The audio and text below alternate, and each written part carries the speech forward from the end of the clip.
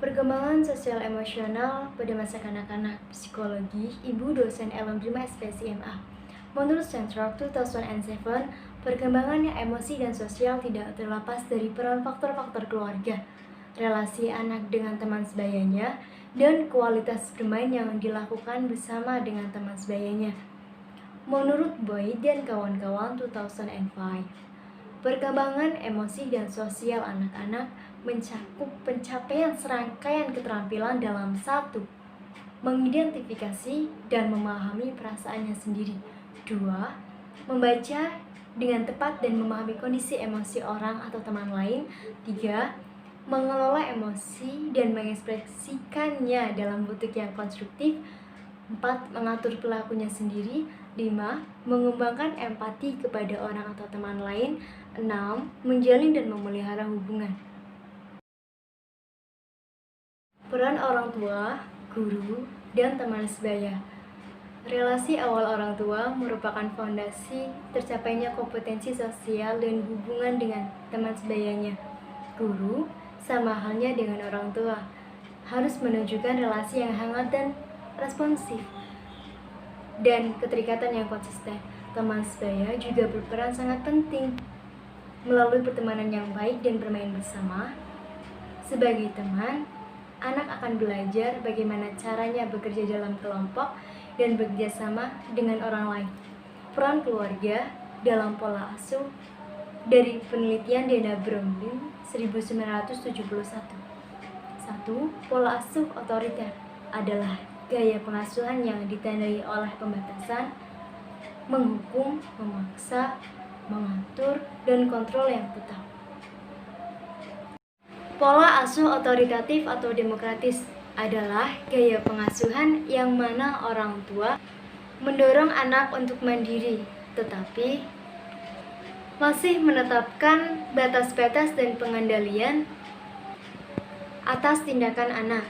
Yang ketiga, pola asuh yang membiarkan adalah gaya pengasuhan yang mana orang tua sangat terlibat dalam kehidupan anak, tetapi menetapkan sedikit batas, tidak terlalu menuntut, dan tidak mengontrol mereka.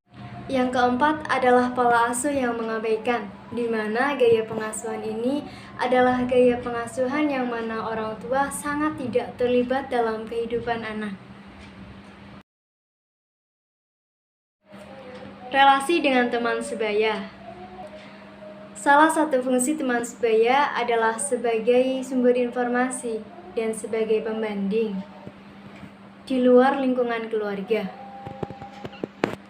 Hubungan yang baik dengan teman sangat penting untuk perkembangan sosial yang baik. Isolasi sosial atau ketidakmampuan anak dalam keterlibatan dalam suatu jaringan dapat mengakibatkan munculnya masalah kelainan, mulai dari kenakalan dan masalah minuman-minuman keras dan depresi. Perkembangan moral atau moral development. Perkembangan moral melibatkan perkembangan pikiran, perasaan, dan perilaku mengenai aturan serta kesepakatan tentang apa yang harus dilakukan dalam interaksi mereka dengan orang lain. Rasa bersalah dapat memotivasi perilaku moral.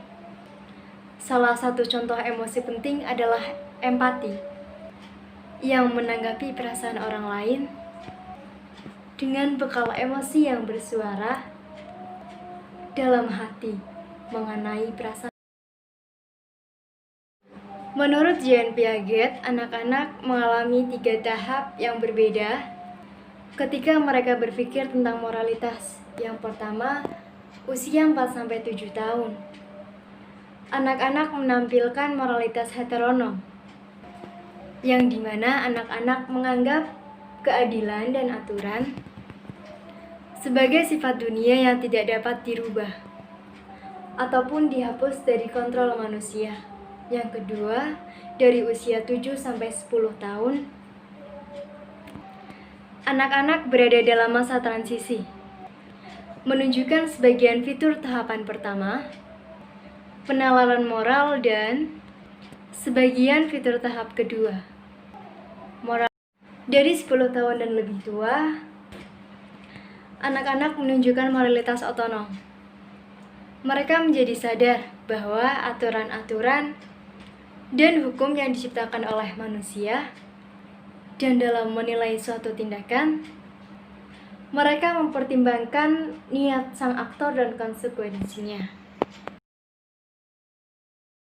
Piaget percaya bahwa pemahaman sosial datang melalui saling memberi dan menerima hubungan dari teman sebayanya. Perilaku moral anak,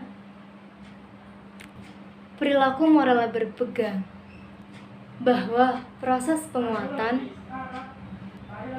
hukuman, dan imitasi menjelaskan perkembangan perilaku moral. Sekian dari saya.